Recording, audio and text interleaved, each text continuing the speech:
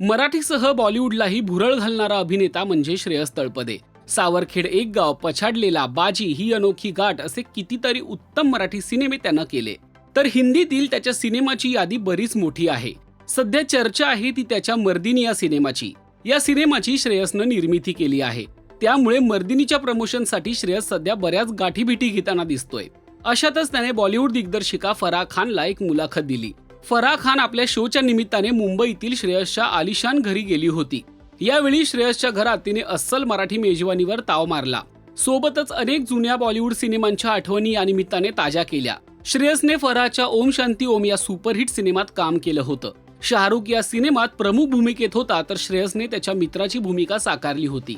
या सिनेमानंतर श्रेयसचं खऱ्या अर्थाने आयुष्य बदललं. एवढंच काय, तर या सिनेमा दरम्यान शाहरुखने त्याला मदत केली, म्हणूनच श्रेयसचं मुंबईत घर होऊ शकलं. हाच किस्सा त्याने यावेळी सांगितला आहे. आमचं पहिलं घर कोणामुळे झालं माहीत आहे का? तर ते ओम शांती ओम मुळे झालं, असं त्याने फराह खानला सांगितलं. हे ऐकून फराह आश्चर्यचकित झाली आणि म्हणाली, अरे मी त्या घरी आले होते, खूपच सुंदर होतं ते घर. त्यानंतर श्रेयसने ओम शांती ओम मुळेच त्याला स्वतःचं पहिलं घर घेता आलं असं सांगितलं. यामागचा संपूर्ण किस्सा त्याने या मुलाखतीत सांगितला आहे. श्रेयस म्हणाला, यावेळी मी होम लोनसाठी पात्र नव्हतो.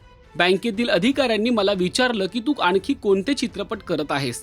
तेव्हा मी ओम शांती ओम या सिनेमाचं नाव सांगितलं. तेव्हा त्यांनी विचारलं या सिनेमात कुठला अभिनेता आहे. त्यावर मी शाहरुखचं नाव घेतलं. त्यानंतर त्यांनी दिग्दर्शक कोण आहे असंही विचारलं. तेव्हा मी हा सिनेमा फराह खान दिग्दर्शित करत आहे असं म्हणालो. तेव्हा त्यांनी सांगितलं की तसं असेल तर मग त्यांच्याकडून एक पत्र मिळू शकेल का बघ, तरच तुझं लोन पास होईल. पुढे श्रेयस म्हणाला की मी लगेच फराहला फोन केला. अवघ्या 2 दिवसात तिनं शाहरुख खानकडून बँकेसाठी शिफारस पत्र लिहून आणलं. त्याच संध्याकाळी माझं होम लोन मंजूर झालं आणि आम्हाला आमचं पहिलं घर घेता आलं. हे ऐकल्यानंतर फराह खान देखील आश्चर्यचकित होती. ती म्हणाली की सध्या मला हा किस्सा आठवत नाहीये, मी पूर्णपणे विसरलीये, पण हे ऐकून मला निश्चितच आनंद झालाय. पुढे ती मिश्किलपणे असंही म्हणाली की बहुतेक या सिनेमासाठी तुला मी फारच कमी मानधन दिलं होतं. या सिनेमासाठी श्रेयसचं कास्टिंगही अगदी गमतीशीर पद्धतीने झालं होतं. फराह आणि श्रेयस एका जिमला जात होते. त्यावेळी जिम मध्ये फराह खानला श्रेयस दिसला आणि तिला ओम शांती ओम मधला पप्पू मास्टर सापडला. अशा पद्धतीनं श्रेयसचं कास्टिंग करण्यात आलं होतं.